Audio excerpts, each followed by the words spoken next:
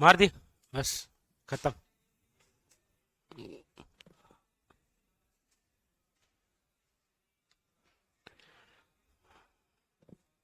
बड़ा मस्त आदमी। के खत्म। ऐसे कैसे खत्म?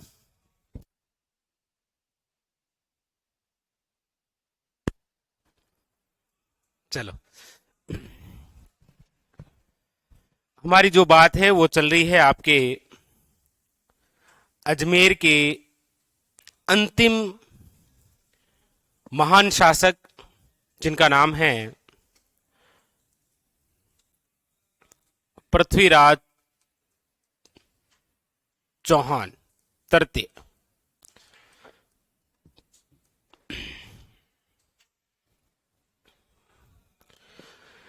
इनके बारे में अभी तक हमने क्या क्या पढ़े, तो इनके सर्वप्रथम तो हमने 3 अभियान पढ़े थे। 3 अभियान कौन कौन से हुए थे? तो एक तो गुड़गांव का युद्ध हुआ था। दूसरा, एक भंडानक जो जाति है, इस जाति का दमन हुआ। और नंबर 3, एकमात्र ऐसा युद्ध जो मध्य रात्रि में लड़ा गया था, तुमुल का युद्ध, या ऐसे कहा जाता है मोहबा का युद्ध। 3 अभियान। 3 अभियान के बाद में हमने फिर चर्चा की 2 संघर्ष के बारे में। 2 संघर्ष हुए थे। एक तो संघर्ष था चालुक्यों के साथ, और एक जो संघर्ष है वो अभी चल ही रहा है गेहड़ वालों के साथ। चालुक्यों में शासक कौन था? कौन था शासक? भीमसेकिन। और गेहड़ वालों में कौन था?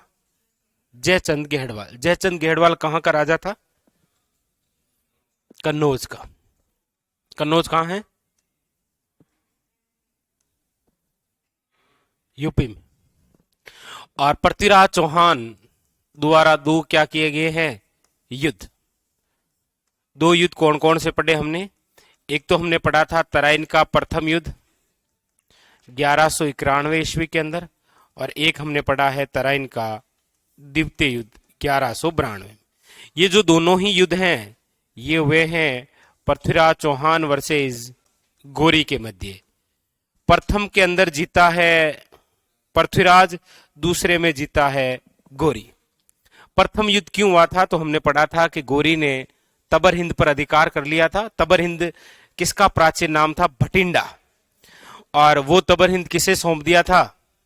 काजी जियाउद्दीन को। इसीलिए यहां पृथ्वीराज चौहान ने गोरी पर हमला किया और लड़ा गया था तराइन का प्रथम युद्ध। तराइन के प्रथम युद्ध में दिल्ली के एक गवर्नर आए थे जिनका नाम था गोविंद राय, और गोविंद राय के भाले के एक ही वार से घायल हो गया था कौन? गोरी। इसीलिए विजय कौन हो गए थे? हमने पढ़ा था कि तराइन के द्वितीय युद्ध में गोरी ने युद्ध करने से पहले एक दूत को भेजा था जिसका नाम था किवाम उल मुल्क मुल्तानी को। लेकिन पृथ्वीराज चौहान ने अधीनता जैसी कोई बातें स्वीकार नहीं की और युद्ध की ही इच्छा जताई। इसीलिए कौन सा युद्ध लड़ा गया था? तराइन का दूसरा। तराइन के दूसरे युद्ध में पृथ्वीराज पृथ्वीराज की सहायता के लिए मेवाड़ का कौन सा राजा आया था? समर सिंह। सबसे यूनिक बात है ये। उसके अलावा दिल्ली का वो गवर्नर था जिसका नाम क्या है? गोविंद राय। ये वही गोविंद राय है जिसने तराइन के प्रथम युद्ध में गोरी को घायल किया था। तो दूसरे युद्ध में गोरी ने उसके दांत तोड़ दिए थे। टूटे हुए दांतों से किसकी पहचान की गई थी? गोविंद राय की। और दूसरे के अंदर हमने पढ़ा कि पृथ्वीराज चौहान के पास में जो घोड़ा था उसका नाम क्या था? नाट्यरंबा। कहते हैं कि जब युद्ध करने निकले थे तो जल्दबाजी के अंदर ऐसे घोड़े पर सवार होकर आए जो नाचने में निपुण हुआ करता था। ऐसी बातें बता रहा है जी कौन? पृथ्वीराज रासो। और इसके सेनापति कौन थे? चामुंड राय। ऐसा कुछ लिख लिया था शायद। सब कुछ लिख लिया था। आखिरी में हमने ये भी लिख लिया था कि सिरसा नामक स्थान कहां है? सिरसा हरियाणा में। वहां पर सैनिकों ने पृथ्वीराज को घेर कर मार डाला। अब इस तराइन के युद्ध की वो बातें जो ग्रंथ के अनुसार है, तो जहां तक लिखा है उसके जस्ट आगे लिखिए, पृथ्वीराज रासो के अनुसार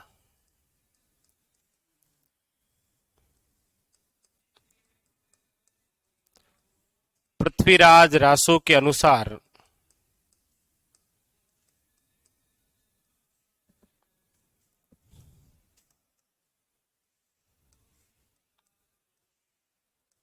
त्राइन के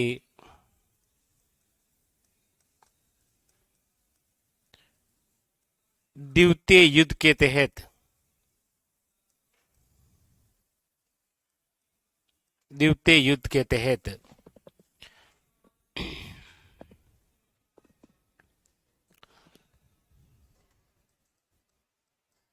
गोरी ने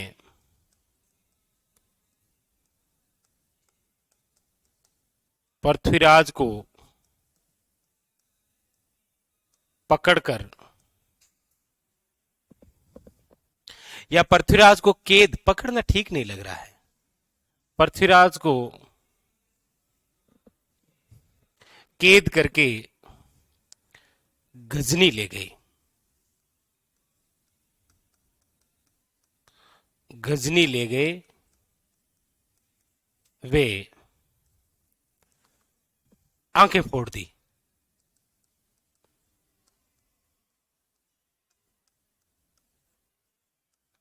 वे आंखें फोड़ दी। फोड़ दो फटाफट फोड़ दो। तो यहां पर तो पृथ्वीराज चौहान की आंखें फोड़ी जा रही है। मेवाड़ का एक महाराणा भी है जिसकी एक आंख फोड़ दी थी।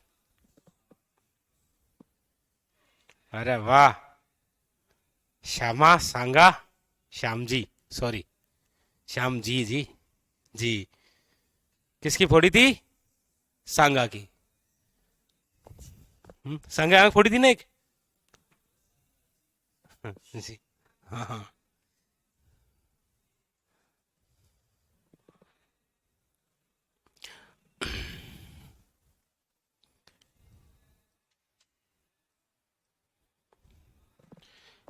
ठीक है,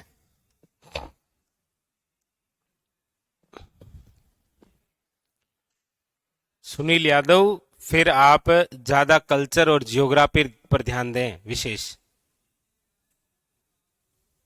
ठीक है, बताऊंगा, आप बताता हूं। ये लिख लिया आपने? गजनी ले गए वे आंखें फोड़ दी। कहते हैं कि चंद बरदाई जो था वो मिलने गया था, लेकिन ऐसा भी कहते हैं कि जब घोरी पृथ्वीराज को कैद करके गजनी लेकर जाता है और वहां आंखें फोड़ देता है ना, तो पृथ्वीराज को रिहा करवाने जाती है अजमेर से इंचनी देवी। इंचनी देवी का नाम सुना? बताया तो था आपको, जैत सिंह की पुत्री इंचनी देवी। इंचनी देवी को ही लेकर तो विवाद हुआ था पृथ्वीराज और भीम सेकंड के मध्य, बताया था ना। हाँ, तो वो इंचनी देवी जाती है पृथ्वीराज को रिहा करवाने, घोड़े पर सवार होकर निकल जाती है यहां से अकेली। लेकिन कहते हैं कि गजनी तक पहुंचते पहुंचते उसको मार दिया जाता है। हालांकि क्वेश्चन नहीं आता एग्जाम में। फिर उससे मिलने जाते हैं कौन? चंद्रबरदाई। और जब जाते हैं तो देखते हैं कि गजनी में कैद पृथ्वीराज की आंखें फोड़ दी गई है, हालत बड़ी खराब है। इसीलिए चंद्रबरदाई एक प्लान करता है, एक योजना बनाता है और कहता है कि चंद्रबरदाई मिलता है पहले तो पृथ्वीराज से और फिर गोरी को जाकर कहता है कि आपने हमारे राजा को कैद कर लिया है, आंखें फोड़ दी है, लेकिन हमारा राजा आज भी बिना देखे आप जहां बोलेंगे वहां निशाना लगा सकता है तीर से। मतलब ऐसी कोई बात बोले किसी राजा को, राजा ने कभी सुना नहीं हो। अभी जैसे आपके पास में अचानक मैं बोलूं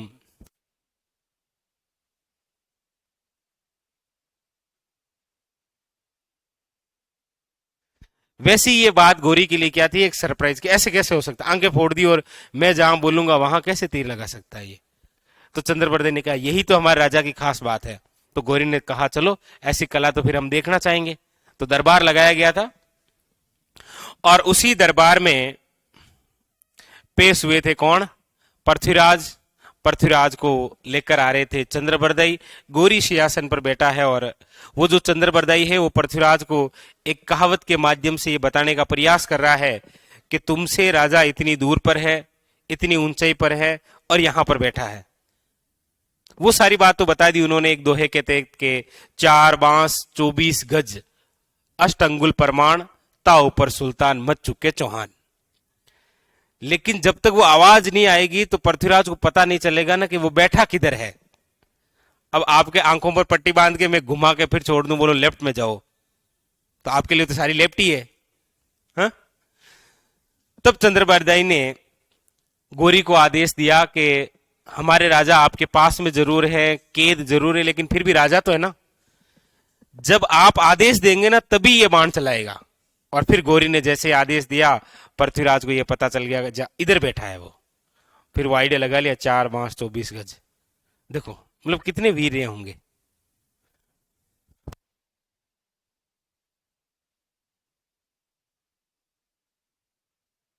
बनी हुई है गजनी के अंदर पृथ्वीराज की, कहीं ना कहीं हुआ है। अब तो सोचकर देखिए कि ऐसा कोई बंदा है, लगा सकता है क्या?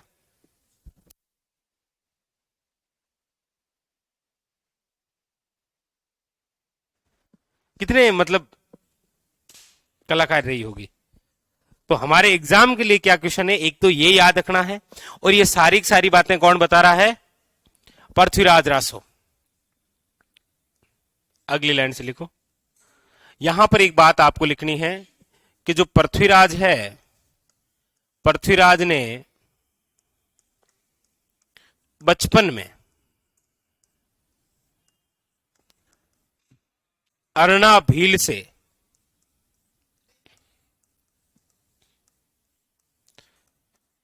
शब्द भेदी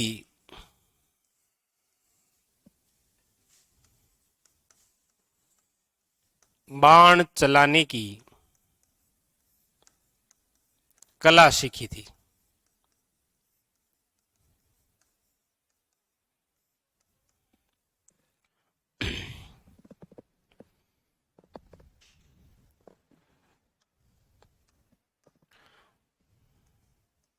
फिर अगली लाइन से लिखिएगा। चंद्रबरदाई ने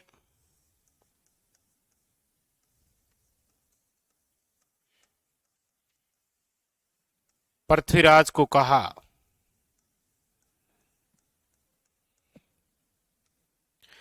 क्या कहा? तो वो कहावत बोली थी, 4 बांस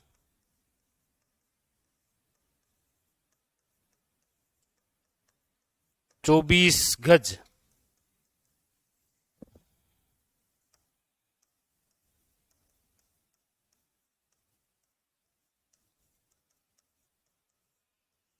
अंगुल अष्ट प्रमाण,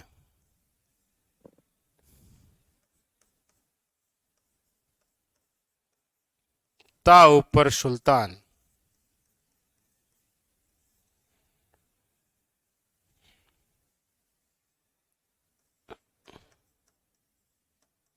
ता ऊपर बैठियो सुल्तान।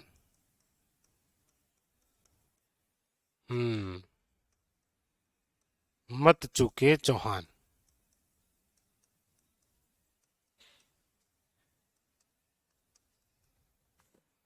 और बस ये सुनते ही पृथ्वीराज ने लगाया बाण और गोरी के जाकर तीर लगा और गोरी मारा गया।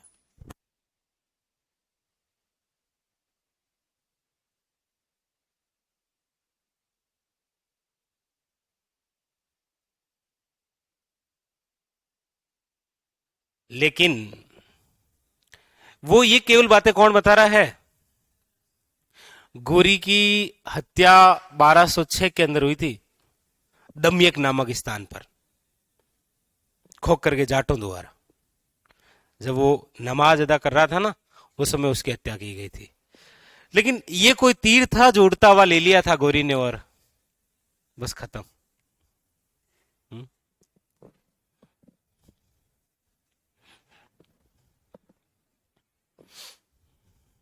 नीचे लिख लो, इसके नीचे एक लाइन लिख लो बस, पृथ्वीराज ने घोरी की, या फिर पृथ्वीराज ने घोरी को मार डाला। ऐसे लिख लो, मार डाला। पृथ्वीराज ने घोरी को मार डाला। ये केवल बात तब हमें सिद्ध लगती है जब हम एक चीज और पढ़ते हैं, और वो है पृथ्वीराज की छतरी कहां पर बनी हुई है? गजनी में। और पृथ्वीराज का स्मारक कहां बना हुआ है? अजमेर में। बस उतार लो।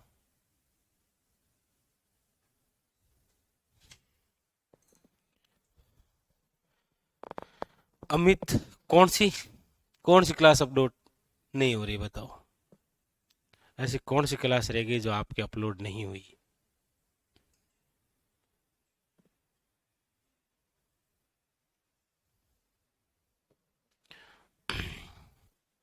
तो बस पृथ्वीराज से मेलनी जो क्वेश्चन है वो आपके सामने है ही। कल वाले तराइन का प्रथम युद्ध कब हुआ, कौन विजय हुआ, तराइन का दूसरा युद्ध कब हुआ और कौन विजय हुआ, इसके अलावा कोई नहीं है। ठीक है, अब लिखें आगे। चलो, अब कुछ और महत्वपूर्ण तथ्य क्या है वो देखिए।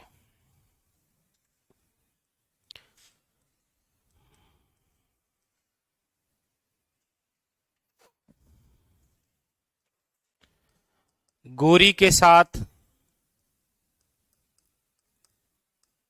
तराइन के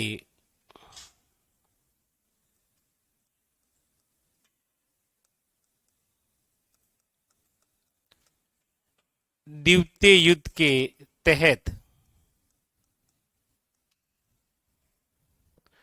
ख्वाजा मोइनुद्दीन चिश्ती अजमेर आए थे।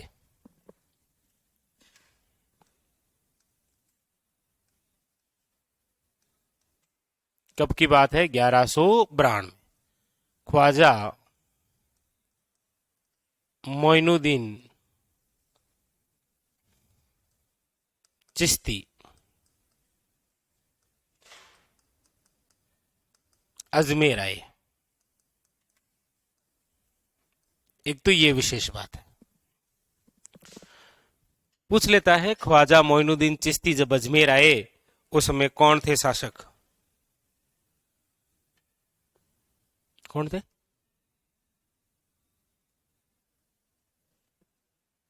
ख्वाजा मोइनुद्दीन चिश्ती जब अजमेर आए तब राजा कौन थे? पृथ्वीराज। अरे मारे तो वो दूसरे युद्ध के बाद गए थे ना, पर यहां द्वितीय युद्ध के तहत आए थे वो। बड़ा अच्छा क्वेश्चन बनता है, याद रखना। एक तो ये। दूसरी बात, गोरी ने अपने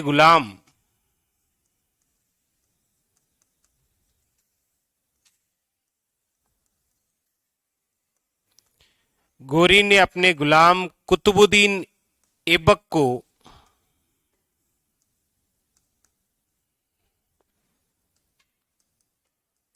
अजमेर सौंपा।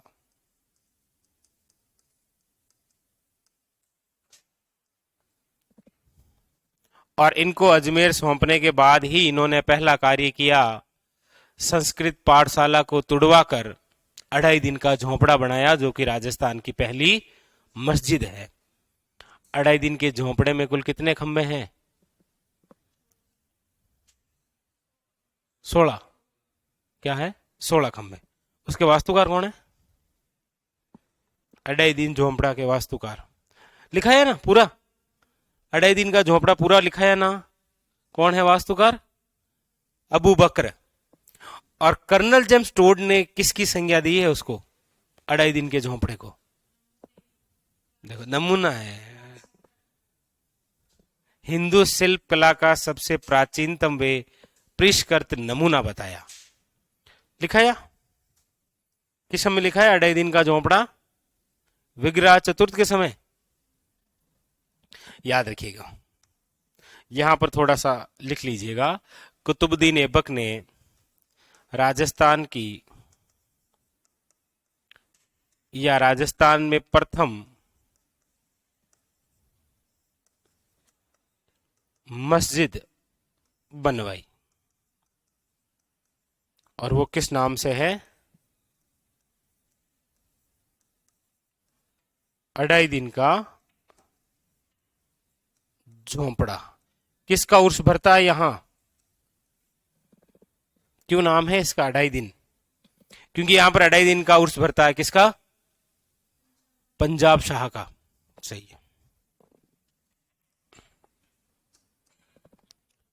फिर अगली लाइन से, ऐबक ने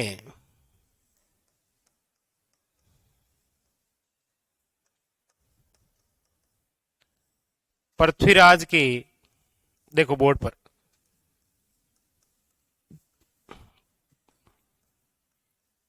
दो बातें एक साथ है देखो, कि जो कुतुबुद्दीन ऐबक था ना, इस ऐबक ने पृथ्वीराज के भाई, और पृथ्वीराज के भाई का नाम क्या था, हरिराज को अजमेर का प्रशासक बनाया। ये मान लीजिए आप शासक ही बनाया। और इसी ऐबक ने पृथ्वीराज का पुत्र, क्या नाम था, गोविंदराज, इस गोविंदराज को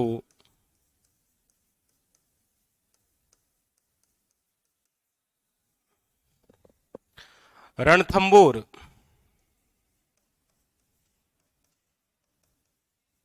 का शासक बनाया, या रणथंबोर सौंपा। इतना लिखो, उतार लो। हाँ, वो दिल्ली का गवर्नर गोविंद राय, ये पुत्र है गोविंदराज। तो देख लो, पृथ्वीराज का जो पुत्र है, जिसका नाम क्या है, गोविंदराज, कहां चला गया ये, रणथंबोर। तो अब कौन से चौहान शुरू हो जाएंगे, कौन से, रणथंबोर के चौहान। बस हेडिंग डाल लो, रणथंबोर के चौहान। कितना है जी ये, क्यों श्याम जी।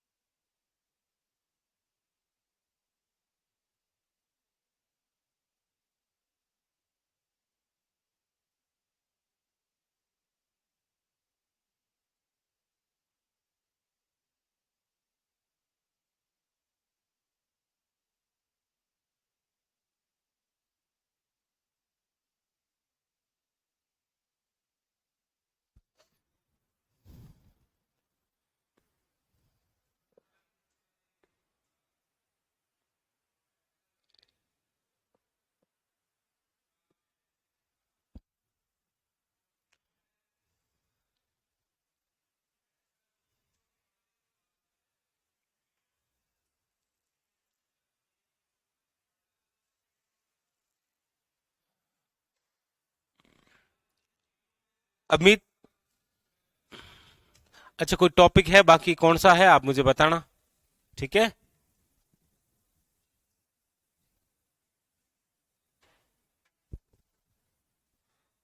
हाँ, वो शिवराज, वो अलग अलग इतिहासकार बताते हैं ना।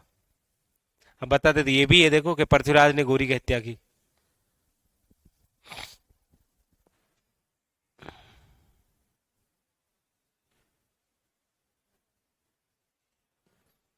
लिख लिया। तो ये पृथ्वीराज कंप्लीट, पृथ्वीराज का पुत्र कहां चला गया है, रणथंबोर। तो हेडिंग लगा लीजिए, रणथंबोर के चौहान।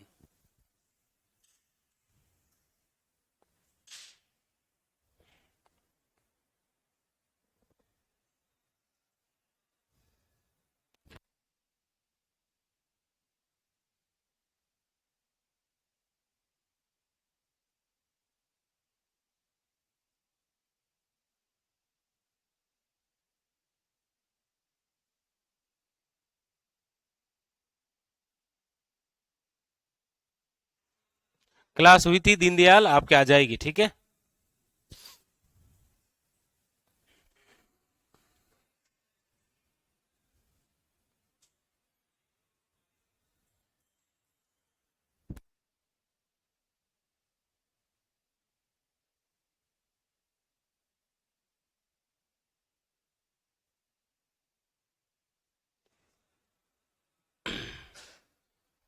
चले आगे।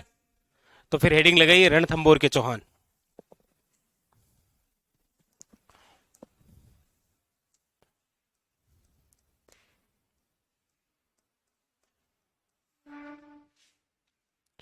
रणथंबोर के चौहान।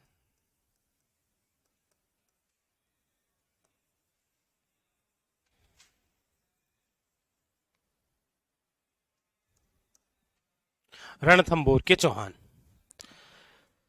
सबसे पहली बात,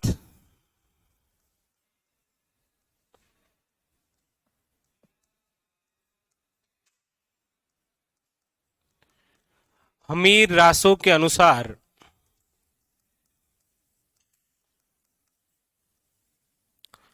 प्राचीन नाम किसका? रणथंबोर का क्या है? बड़ा शानदार सा क्वेश्चन पूछा गया। हमीर रासो के अनुसार रणथंबोर का प्राचीन नाम क्या है? रणस्तंभपुर। दूसरी बात, रणथंबोर वर्तमान के अंदर कहां है?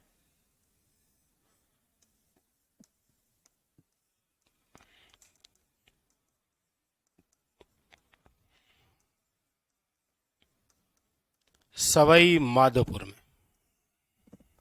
हम्म? बता सकते हैं किसने बसाया था सवाई माधोपुर और कब बसाया था?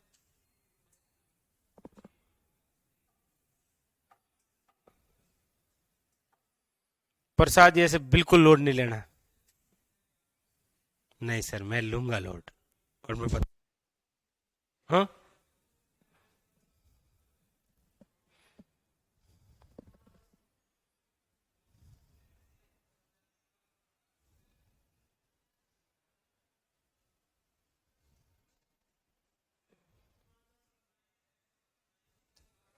सवाई माधो सिंह। कौन से माधो सिंह, फर्स्ट के सेकंड? फर्स्ट। 1763 के अंदर बसाया गया था सवाई माधोपुर।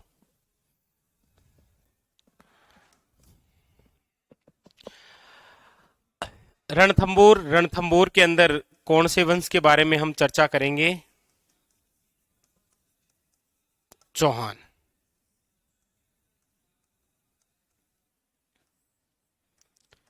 प्रथम शासक कौन है? रणथंबोर के चौहानों का प्रथम शासक तो गोविंदराज। और सबसे शक्तिशाली शासक कौन है?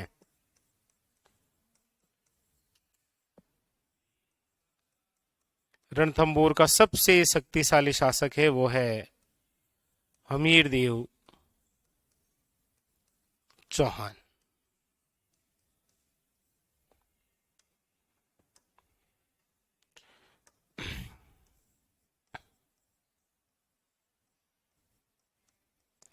रणथंबोर दुर्ग की कुंजी किसे कहा जाता है? याद रखिएगा, जाइन दुर्ग हमारे लिए इंपॉर्टेंट है। जाइन दुर्ग। रणथंबोर के चौहान यदि शासकों की बात करें तो यहां पर कौन कौन से शासक हुए हैं? नंबर फर्स्ट है गोविंदराज। गोविंदराज के बाद में है वल्लणदेव चौहान। फिर है वीर नारायण। फिर है आपके बाघभट्ट चौहान। फिर है जेत्र सिंह चौहान। हाँ, जेत्र सिंह चौहान। और एक नंबर 6 है जो कि अंतिम है हमीरदेव चौहान। इन शासकों के बारे में पढ़ना है बस, कंप्लीट। उतारिए।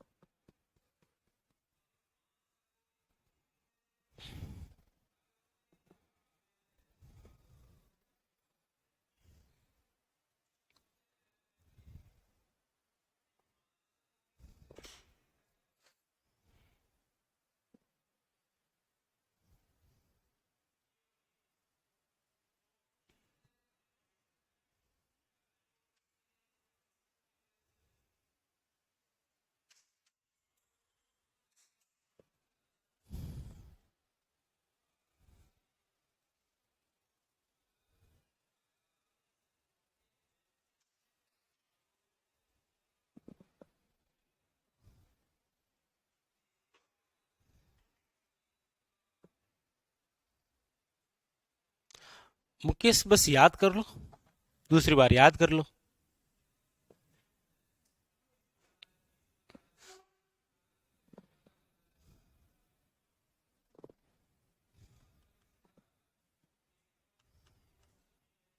लिख लिया?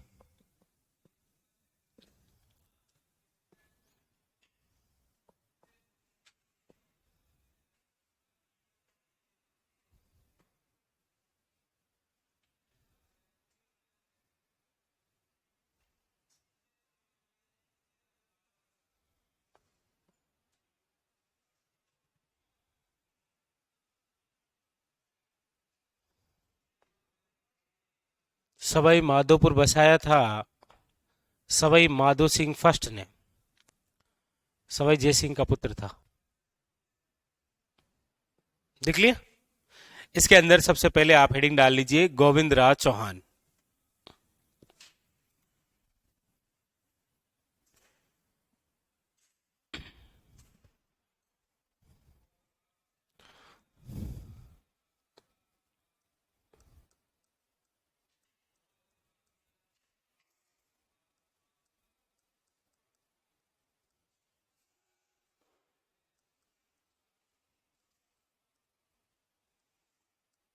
गोविंद राज चौहान।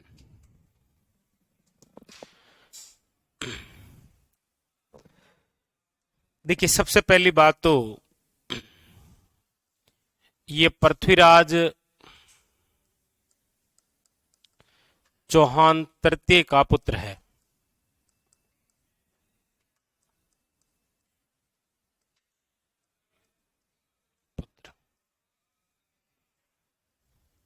ठीक है।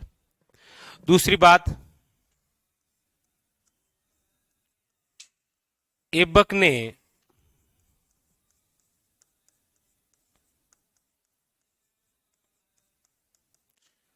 गोविंदराज को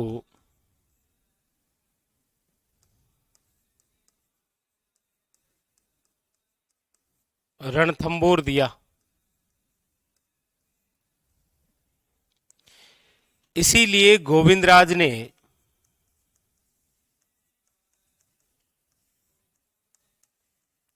1194 ईस्वी में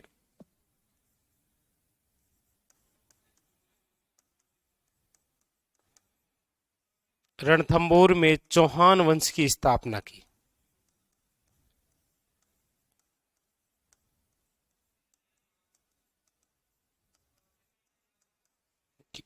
स्थापना, इसीलिए गोविंदराज को कहा जाता है रणथंबोर के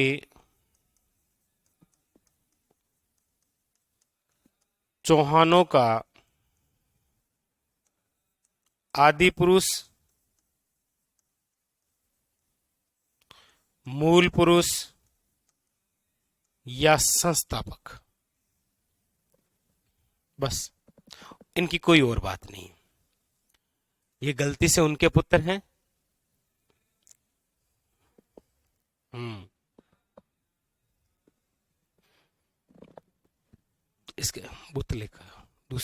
इसके ढक नहीं, पता नहीं कब का होगा।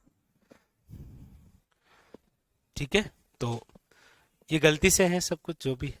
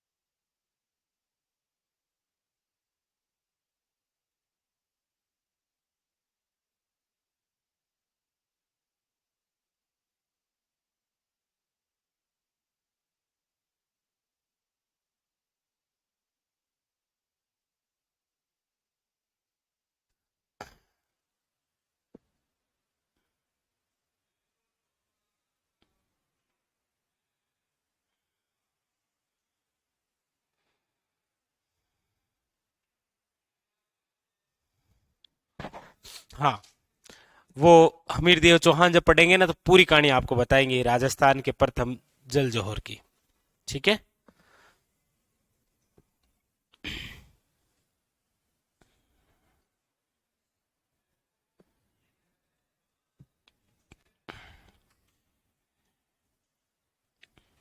लिख लिया, आगे चले। चलिए, तो इनके बाद में जिन शासकों से संबंधित कोई क्वेश्चन बन सकता है तो वो थोड़े थोड़े आप लिख लो, बाकी कोई क्वेश्चन नहीं बनता है। जैसे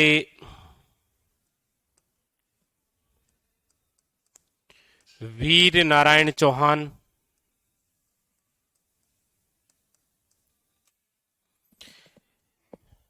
एक है आपके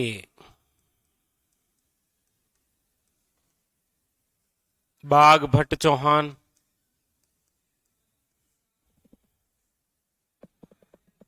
और एक आपके जत्र सिंह।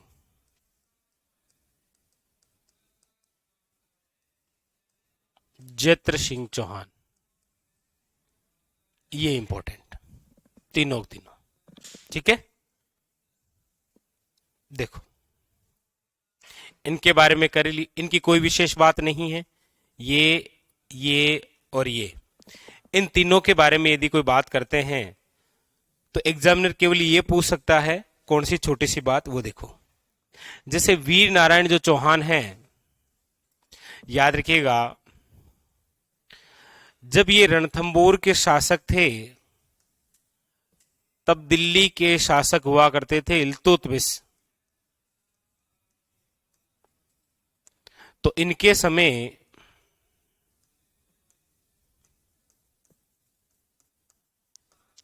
इल्तुतमिश का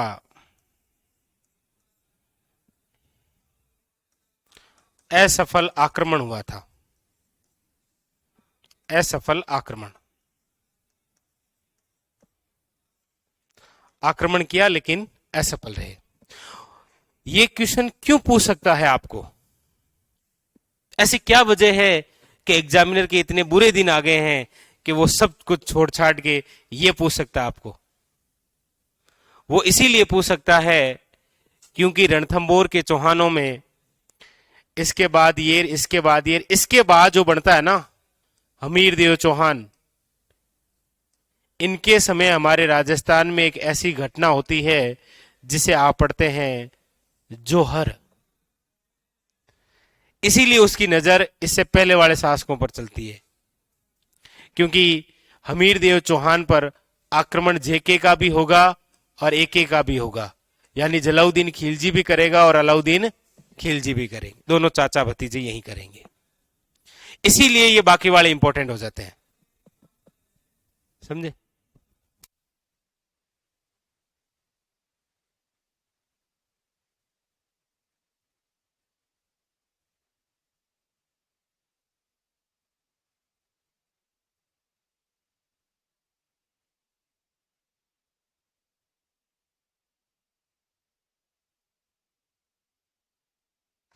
क्या गर्मी लग रही है, ठीक है। नेक्स्ट है आपके, तो बस केवल इतनी सी बात है, इल्तुतमिश के समय, बाकबट चौहान के समय ये किन के समकालीन, तो इसके बाद में ये राजा बने, तो इल्तुतमिश के बाद में दिल्ली सल्तनत का अगला शासक कौन, ये दिल्ली सल्तनत का सुल्तान है इल्तुतमिश, नहीं।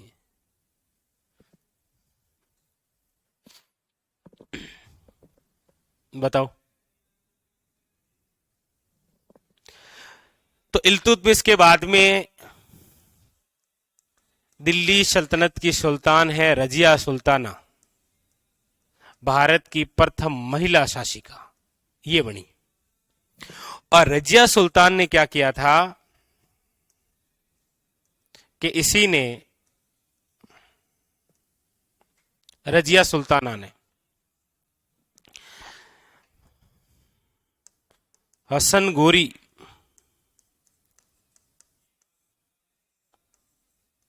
वे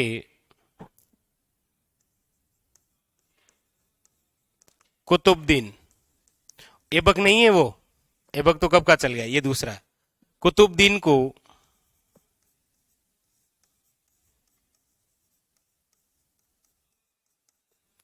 रणथंबोर अभियान पर भेजा,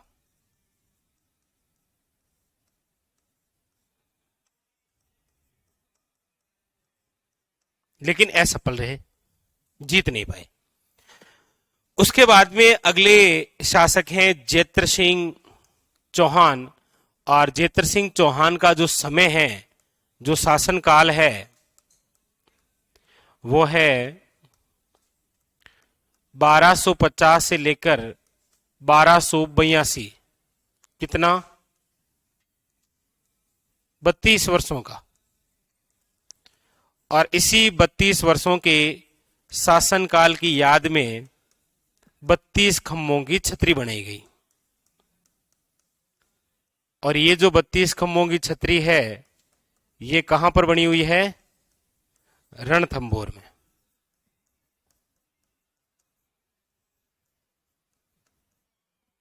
और जेत्र सिंह चौहान किसके समकालीन थे, तो इनके समय दिल्ली का जो सुल्तान था वो था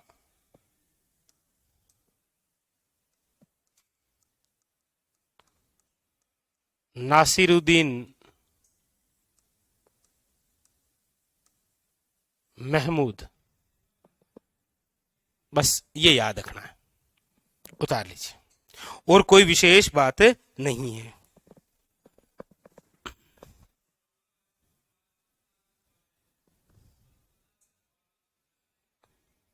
तो इनकी कोई छोटी छोटी बातें आपको पूछ सकता है, बाकी मेनली जहां से क्वेश्चन बनता है ना, वो यही है, कौन, हमीर देव चौहान।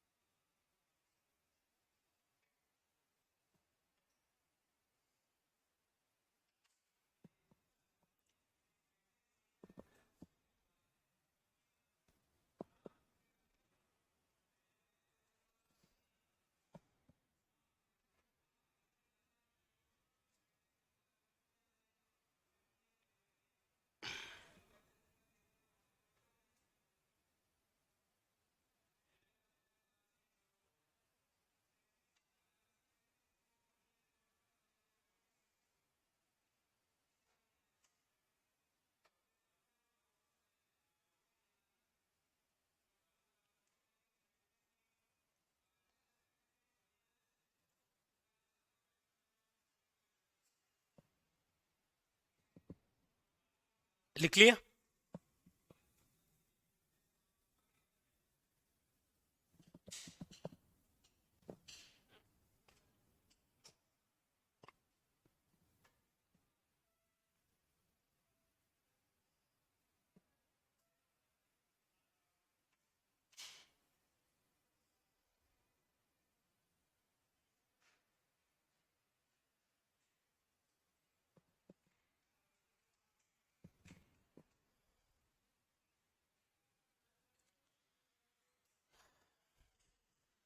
रोहित किसका? जैत्र सिंह का अन्य नाम। कोष्ट में लिख लो जय सिम्हा। ये लो, ठीक है, जय सिम्हा।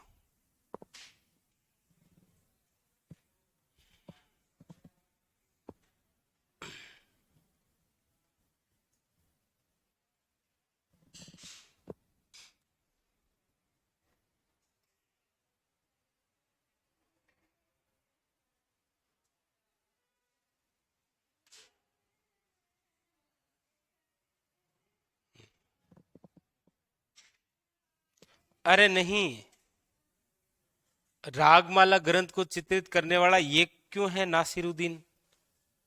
और रागमाला में नासिरुद्दीन तो कहीं लिखा ही नहीं है आपको।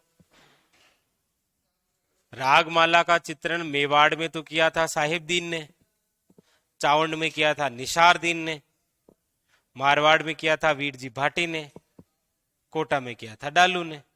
तो फिर ये कहां से आया? ये नहीं है, तो चल ऐसे ही।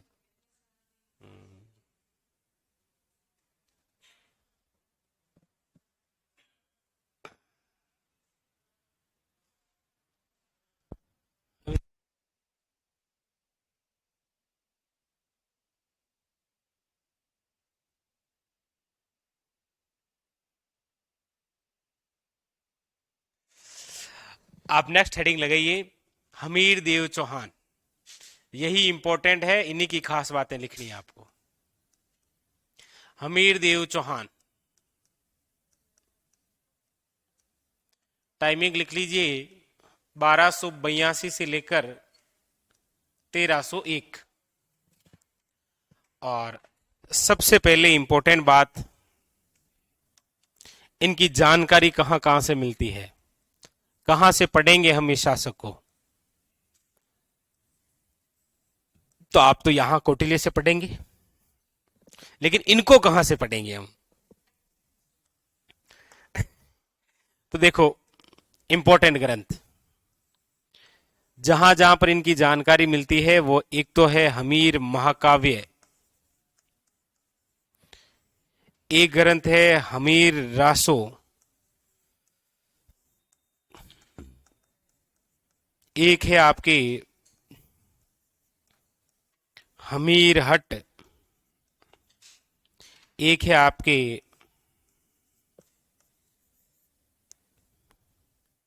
हम्मीरायण। Very very important. बता सकते हो इनके लेखक कौन है?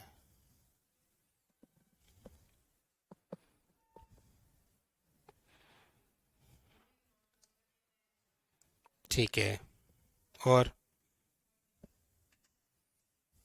बस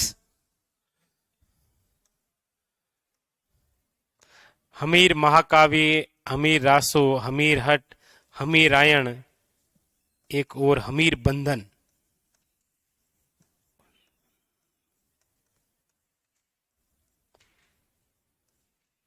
तो ये 5 ऐसे ग्रंथ हैं जिनके अंदर इनकी जानकारी मिलती है।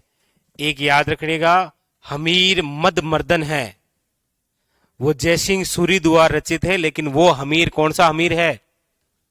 वो हमीर देव सिसोदिया है, मेवाड़ वाला, और ये चौहान है। तो हमीर महाकाव्य के लेखक कौन है? नयन चंद्र सूरी। हमीर रासो 2 ग्रंथ हैं, एक तो लिखा है जोधराज ने और एक लिखा है सारंगधर ने।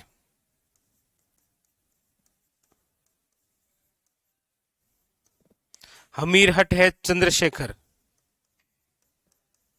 हमीर रायण का है भांडव व्यास, और हमीर बंधन का है अमृत कैलाश।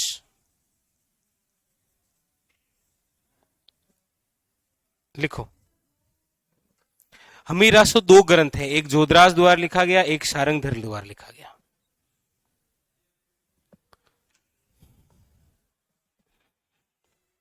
तो हमीर देव चौहान को जो हम पढ़ेंगे वो इन्हीं ग्रंथों के अनुसार जैसे ही हमें कोई जानकारी मिलेगी हम पकड़ लेंगे कि ये यहां है, ये यहां है।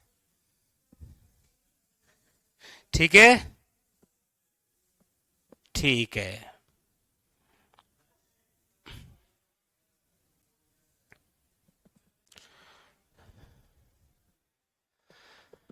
अब इस हमीर देव चौहान के बारे में बाकी जो पूरी डिटेल है वो हम पढ़ेंगे अगले सेशन में। ठीक है, चलिए।